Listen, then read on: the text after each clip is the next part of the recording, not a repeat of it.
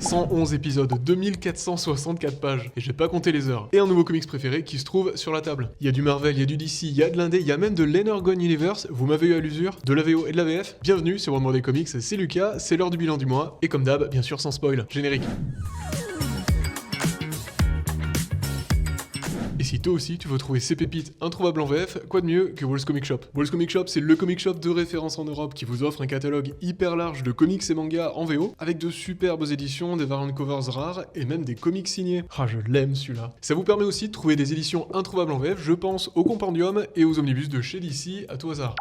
Et en plus, il y a même un service d'abonnement pour vos single issues qui vous permet de vous assurer de recevoir tous vos Absolute Batman chaque mois, malgré les ruptures. Encore un coup du Joker. Et il vous offre moins 10% sur votre première commande avec le code OneMoreDay10, sachant que la livraison est gratuite dès 150€ d'achat en France, Belgique et Luxembourg. Bref, de quoi choper avec une réduc les omnibus invincibles qui sortent enfin. Merci Walls Comic Shop de sponsoriser cette chaîne. Et c'est parti pour le bilan du mois. Avant ça, dis-moi ce que toi t'as lu en commentaire. C'est un peu un book club ce format-là, donc fais-toi plaisir. Et commençons avec du beau, avec de l'exclusivité. Pourquoi ? Parce que ça, c'est jamais encore sorti en VF, du moins qu'en single issues, et il me semble pas en France. Spider-Man Shadow of the Green Goblin, Spider-Man l'ombre du bouffon vert, qu'est-ce que ce nom est poétique comme ce récit-là. C'est un comics de De Matteis et Santa Maria, c'est une mini-série en 4 épisodes par l'auteur de La Chasse de Kraven, alors ça c'était hyper intriguant, et c'est un vrai coup de cœur pour plusieurs raisons. C'est une mini-série, donc c'est hyper accessible à tous, mais c'est surtout que ça se passe quelques semaines après la mort d'Oncle Ben, et donc on retrouve un Spider-Man qui est jeune, qui est lycéen, qui a des problèmes de communication avec sa tante, parce qu'ils ont encore jamais parlé du deuil et de la perte d'Oncle Ben, donc il y a vraiment des non-dits, il y a des masques, il y a une gêne qui est vraiment présente, et c'est donc un Peter du futur, un Peter assez vieux qui va venir nous narrer ses aventures qui se passent vraiment à l'âge d'or. Spider-Man est ici confronté au Proto-Gobelin. Le Proto-Gobelin, c'était donc cet ex-employé de Norman Osborn qui a été utilisé comme cobaye pour les expériences sur le sérum de surhomme, qui a pas très bien marché du coup, parce qu'il est devenu un truc tout rouge, un truc pas beau, et depuis il le vit pas très bien, parce qu'il peut plus aller voir sa famille, et c'est clairement des références à la créature de Frankenstein un peu partout dans la façon dont tout ce récit est traité. C'est sombre, c'est psychologique, et ça vient surtout marquer les traumatismes causés par Norman Osborn sur tout son entourage, que ce soit sur son fils, que ce soit sur le proto-gobelin évidemment, aussi sur Peter, et c'est un récit qui va se focaliser sur le fait d'accepter le deuil, le fait d'accepter aussi ses traumatismes pour passer outre, et j'ai été agréablement surpris par tout ça parce qu'honnêtement, De Matteis, je connaissais pas plus que ça, j'ai pas encore lu La Chasse de Kraven, mais ça je voulais lire avant parce que chronologiquement ça se passe avant, et quelle plume quoi, je trouve que c'est un peu le Chris Claremont de Spider-Man, parce qu'il a vraiment une plume très littéraire, ce qui fait qu'en VO c'est pas super simple toujours à comprendre, parce qu'il a vraiment un vocabulaire assez formel et très recherché, souvent dans la métaphore et dans la poésie. Mais alors là on est vraiment dans le coming of age, on est vraiment dans le récit initiatique de Spider-Man qui doute, qui fait des erreurs, qui a des galères d'argent, qui veut prendre soin de sa tante May, mais sa tante May s'inquiète pour lui. Et il y a une scène que j'ai trouvé géniale, c'est une scène de discussion qui est un peu bête, parce que en vrai elle est pas du tout importante dans le récit là, donc c'est pas du tout un spoil. Spider-Man va venir arrêter à un moment, enfin venir tenter d'arrêter l'homme sable qui a du mal à contrôler ses pouvoirs. Il y a des références aux premiers épisodes où il avait rencontré l'homme sable, on l'avait lu dans le Spidey Challenge, on en avait parlé en short, c'était assez drôle, il l'a aspiré avec un aspirateur, donc il y a des références à ces premiers épisodes de Stan Lee et Ditko, et donc l'homme sable a du mal à contrôler ses pouvoirs, et les deux en fait vont juste se mettre à discuter, et c'est un truc que je trouve génial parce que ça donne énormément de nuances à ces personnages, et on a une discussion la nuit sur un toit entre Spider-Man et l'homme sable qui se mettent à discuter de leurs points communs, de la nature humaine, du destin, de si on peut vraiment changer ou pas, et j'ai trouvé ça super touchant et très bien amené, et tout ce récit-là se focalise sur ça en fait. Et donc l'histoire du proto-gobelin pour moi c'est surtout une excuse en fait pour écrire un Prometheus moderne, un genre de Frankenstein où Frankenstein serait ici Norman Osborn, le scientifique fou qui a aucune limite, aucune éthique, avec la créature qui en souffre, et Spider-Man qui est le justicier qui n'a pas le contexte et qui du coup pense bien faire mais fait pas toujours bien. Et c'est cette nuance que j'ai trouvé géniale quoi. Puis niveau dessin franchement c'est très dynamique, j'aime énormément cette cover que je trouve magnifique. L'intérieur est aussi très chouette, c'est parfois assez verbeux, ça parle quand même pas mal, mais c'est une mini-série qui se lit super bien, et vous avez à la fin un épisode bonus, c'est le Spider-Man 1990, parce que c'est sorti en 1990, du moins cet épisode-là, parce que la série, je l'ai pas dit, mais est de 2024. C'est tout récent, donc c'est une mini-série qui est sortie il y a très peu de temps. Et donc l'épisode final, c'est un épisode bonus en fait qui est juste rajouté là pour vous montrer la première apparition du Proto-Gobelin. Pour l'avoir lu, c'est plus une archive qu'autre chose, c'est une curiosité, c'est intéressant, mais ça apporte pas grand-chose au récit. Le récit de Matteis reste absolument une pépite, et c'est vraiment ce que j'ai adoré ici. Le titre aussi prend tout son sens lorsqu'on arrive à la fin, parce que comme je l'ai dit, on parle des traumatismes causés par Norman Osborn, et on voit pas le bouffon vert, en fait. Et ça, il faut le savoir avant la lecture, parce que la couverture peut être assez trompeuse. On peut se dire, ouais, il y a le bouffon vert en couverture, c'est Spider-Man contre le bouffon vert, c'est un récit classique, mais qui marche. Ah non, enfin oui, ça marche, mais non, il n'y a pas de bouffon vert. Donc on est vraiment sur les conséquences, sur les traumatismes des personnages, avec vraiment une analyse parfois psychanalytique de nos persos préférés. Ça marche super bien, avec la plume de DeMatteis, quoi, que demander de plus, c'est génial. Encore du Spider-Man, alors celle-ci, c'était aussi une claque, hein. Celui-ci, c'était vraiment une claque. Le fameux Spider-Man Life Story de Chip Zdarsky, il y a même un extra parce qu'il y a l'annual qui va avec, donc il contient Spider-Man Life Story 1 à 6 avec l'annual de Chip Zdarsky, bien évidemment. Mark Bagley au dessin. On est sur un TPB qui vaut 30$. Je crois que je l'ai payé même pas 30 balles alors qu'il est signé, c'est pas génial, ça c'est un truc de fou. Signé par Chip Zdarsky, franchement je kiffe. La cover est magnifique et donc ça vient vous raconter une chose qui est plutôt intéressante puisqu'en fait c'est une réécriture de toute la continuité de Spider-Man par Chip Zdarsky qui s'amuse à lui donner de la cohérence et à réécrire tout ça d'une main de maître puisque chaque épisode, là on a 6 épisodes, hein, chaque épisode vient vous raconter une décennie dans l'histoire de Spider-Man et donc ça va parler des débuts avec le bouffon vert, ça va parler de la saga des clones, ça va parler de la chasse de Kraven, ça va parler de Civil War, ça va parler d'un tas de trucs, donc c'est un hommage très poétique épisode après épisode à l'histoire de Spider-Man mais aussi l'histoire de Marvel. Et le twist que j'ai adoré c'est qu'en fait Peter Parker vieillit en temps réel. À chaque épisode il a pris 10 ans et c'est super intéressant de voir que tous les 10 ans il se passe un truc de fou dans sa vie du coup, que ce soit la chasse de Kraven puis ensuite Civil War qui vient quelques années après, c'est fou. Et Chip Zdarsky a vraiment réussi à trouver des tournures, à trouver des éléments de réécriture qui permettent de donner du sens à cette continuité même si elle est quand même un peu épique et parfois un peu absurde parce que par exemple la saga des clones, moi c'est un truc que j'ai toujours trouvé absurde au possible et là en vrai ça marche plutôt bien quoi. Pour vous donner une idée, le premier épisode se focalise sur la guerre du Vietnam et on a aussi un manifeste ici politique, un manifeste intéressant par Chip Zdarsky sur la guerre du Vietnam, sur la façon dont elle a été reçue et sur aussi le rôle des héros, comment redéfinir le rôle des héros, comment définir et ici redéfinir le rôle des héros dans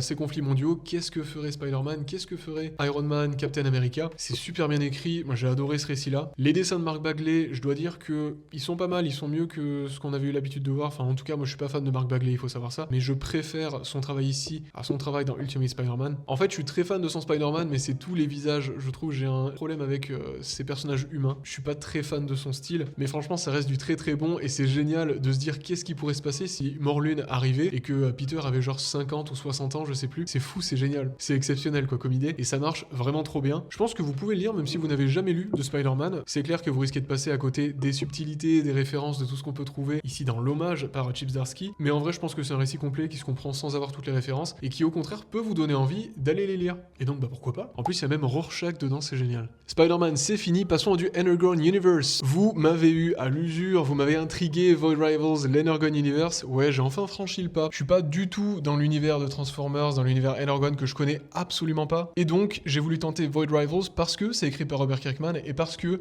les dessins sont cool de Lorenzo De Felici, quel banger, franchement c'est très très bien, j'ai beaucoup aimé ce premier tome. J'ai ici le TPB numéro 1 qui recueille les épisodes 1 à 6, les TPB d'Image je les trouve vraiment qualitatifs, ils sont mat, ils sont doux, le papier est chouette, c'est une super expérience de lecture, mais j'avoue que les éditions urbaines claquent vraiment plus par contre. Hein. Void Rivals, de quoi ça parle? Et ben c'est les rivaux du vide. Pourquoi le vide? Parce qu'en fait il y a deux populations qui vivent sur un anneau qui sont autour d'un soleil qui est en train de mourir en fait, et donc c'est des rivaux parce que il leur faut des ressources et les ressources manquent, et donc deux pilotes sont envoyés en mission et il s'avère qu'ils finissent par se planter sur une planète très très loin, au même endroit, et donc s'ils veulent survivre, il va falloir coopérer. Le synopsis de base est vraiment très simple, et là en vrai je vous ai rien dit, parce que tout ce récit-là se focalise sur la relation qu'ils vont pouvoir développer ici, les différences entre ces deux peuples, mais aussi un truc que j'ai adoré, c'est tous les éléments de lore et de propagande en fait qu'on commence à comprendre petit à petit sur la façon dont chaque peuple antagonise l'autre. Donc c'est un récit qui est vraiment édifiant, et donc Darak et Solila vont devoir s'entraider malgré leur éducation, malgré toute la propagande qu'on a pu leur mettre dans la tête depuis qu'ils sont gamins. Ils ont aussi des secrets bien cachés, le lore est intéressant, ce tome se lit très vite, il faut dire que d'un point de vue narration, Kirkman a un rythme assez effréné, mais un rythme qui fonctionne très bien. Les dessins de Felici, moi je suis fan, j'aime beaucoup ce style qui est un peu minimaliste, aussi très coloré, avec un trait très fin, qui donne beaucoup de puissance au mouvement, beaucoup de grandeur en fait aussi à tout ce qui est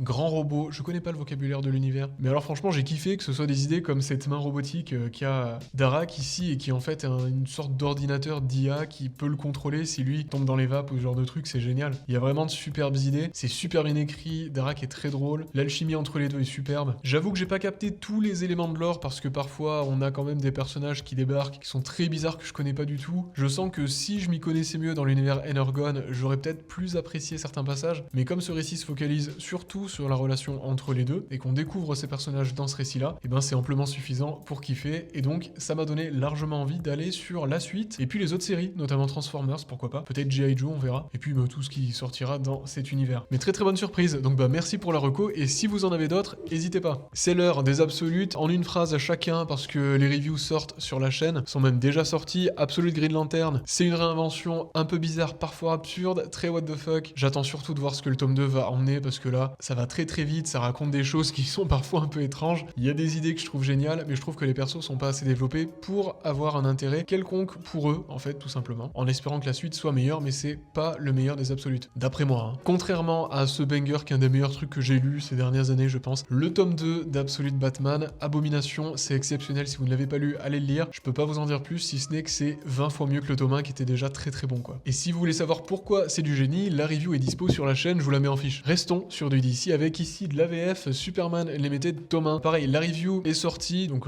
moi je vais pas continuer, je pense pas. J'ai pas du tout accroché au délire. J'aimais beaucoup Raphaël Albuquerque au dessin, je l'aime toujours, mais c'est le récit de Dan Slott, quoi. Je trouve que ça commence très bien, puis ensuite on part un peu dans le gougou gaga, un peu pour les bébés, je suis pas très fan. Je crois que plus le temps passe, plus je suis aigri par rapport à ce tome. Je trouve que c'est assez oubliable. Je comprends qu'on puisse aimer, mais honnêtement, c'est pas ce que j'attendais de ce récit, quoi. Avant de passer au floppy, de parler d'Absolute Batman, Absolute Flash, Ultimate Spider-Man et son dernier numéro, le meilleur comics de tous les temps, Black Science. C'est ici le compendium, donc c'est une édition assez spéciale puisque elle regroupe l'intégralité de la série dans une sorte de format TPB sous stéroïdes. C'est énorme, hein. Il y a 43 épisodes, donc l'intégralité de la série. Ça vaut dans les 48 € sur Walls Comic Shop et c'est un délice parce que, regardez ça, la tranche n'est pas cassée, c'est ouf, non? Je dirais pas que j'en ai pris particulièrement soin parce qu'il est resté ouvert en fait sur ma table là pendant bien 2 semaines à peu près, et il a 0 marque. Les TPB d'Image Comics sont ultra solides par rapport à ceux de DC et de Green Lantern qui se brisent dès qu'on les ouvre, n'est-ce pas? Black Science, je vais pas m'attarder dessus parce qu'il y a une grosse vidéo review qui sort incessamment sous peu. C'est un comic signé Rick Remender et Matteo Scalera, et que dire si ce n'est que c'est exceptionnel, quoi. C'est un récit de multivers, de science-fiction, de voyage interdimensionnel, c'est un drame familial dans lequel on suit Grant McKay, un scientifique complètement anarchiste qui travaille pour une corporation un peu douteuse et qui a donc développé une machine qui permet de voyager à travers les dimensions. L'objectif à la base, c'était de pouvoir ramener des ressources sur Terre, soigner le cancer, ce genre de choses. Vous vous doutez que ça part en vrille très rapidement et on part dans des délires de science-fiction qui sont absolument fous. Le problème, c'est qu'à la soirée d'inauguration, Grant McKay, qui voulait montrer la machine à ses enfants avec ses collègues et donc aussi son patron, se retrouve propulsé dans le multivers à des lieux aléatoires pour des durées aléatoires, et donc leur but va être d'essayer de revenir et de comprendre qui a saboté tout ça. Et ça, en fait, c'est que le premier arc, parce qu'après ça va tellement plus loin, c'est absolument dingue. Chaque arc est absolument maîtrisé, c'est un rythme effréné, puis ensuite une introspection poétique, un hommage aux comics modernes et de super-héros, et une conclusion telle qu'on n'en a jamais vu. Je trouve que c'est exceptionnel, c'est réussi et maîtrisé de bout en bout. Je sais que les histoires sur le multivers, c'est quelque chose qu'on a vu et revu peut-être un peu trop, mais là, que dire si ce n'est que c'est une pépite et qu'il faut absolument le lire, quoi. Ça, je l'avais lu en fait pour la première fois lorsque c'était sorti en tome chez Urban Comics. Je crois que c'était 14 ou 15 € le tome à l'époque. Ça devait être vers 2014-2015, un truc comme ça. Et j'avais beaucoup accroché aux 3 premiers tomes, et c'est une série que j'avais pas continué après parce que le budget, parce que tout un tas de choses, quoi. Et quelle erreur, que c'est absolument génial. Et donc, ce compendium m'a permis de tout lire d'une traite. Vraiment, j'ai lu que ça,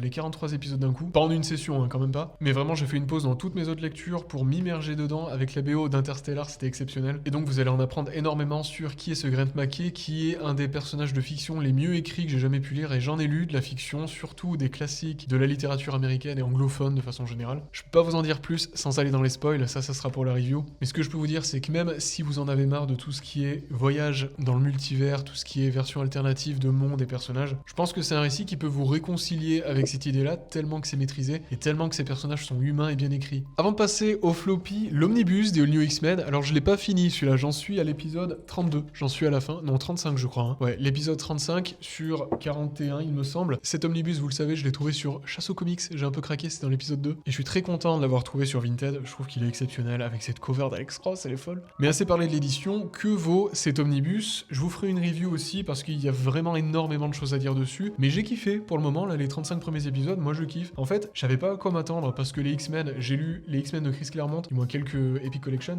God Loves Man Kills, et aussi les Astonishing X-Men, mais que le tome 1 en poche, j'ai pas encore lu le tome 2, de Whedon, que j'avais énormément aimé aussi. Les All New X-Men, c'est une série emblématique de Brian Michael Bendis, évidemment avec Stuart Timonen au dessin, qu'est-ce que vous voulez de plus? Qui a surtout un pitch en fait qui est très intriguant, puisque c'est la suite directe de l'Event Avengers vs vs X-Men, dans lequel il s'est passé un tas de trucs assez ouf. J'ai lu que la partie 1 de cet event, j'ai pas du tout accroché, donc autant dire que bon, ça vous spoil la partie 2, c'est normal puisque c'est la suite. Et donc on retrouve Scott Summers qui est maintenant un leader de la révolution des mutants, aux côtés de Magneto, après avoir tué quelqu'un d'un peu important quand même. Et donc Hank McCoy décide d'aller chercher les X-Men du passé, parce qu'il se dit, il faut raisonner Scott, on va faire en sorte que Scott parle à Scott, pour que Scott puisse raisonner Scott. C'est pas un bon plan. Donc il y a du voyage temporel, mais honnêtement, c'est juste une excuse pour ramener ces versions du passé dans le présent et faire une sitcom qui dure 35 épisodes pour le moment. Parce que Bendis fait du Bendis, ça parle pas mal, mais pour autant ça se lit très vite parce qu'il y a énormément de double pages. Je vais parler de Stuart Timonen après, mais aussi Azrar dessus. Mais les dialogues sont très généreux, ça se lit super bien, c'est super naturel, c'est très drôle aussi. Les personnages sont vraiment développés, franchement c'est un régal, moi je me suis régalé à lire ça. Un problème par contre avec cet omnibus, c'est qu'il ne contient pas Battle of the Atom, qui il me semble est dans un autre omnibus d'une autre série qui était en parallèle avec Uncanny X-Men. Donc normalement il faudrait peut-être avoir les deux omnibus et les lire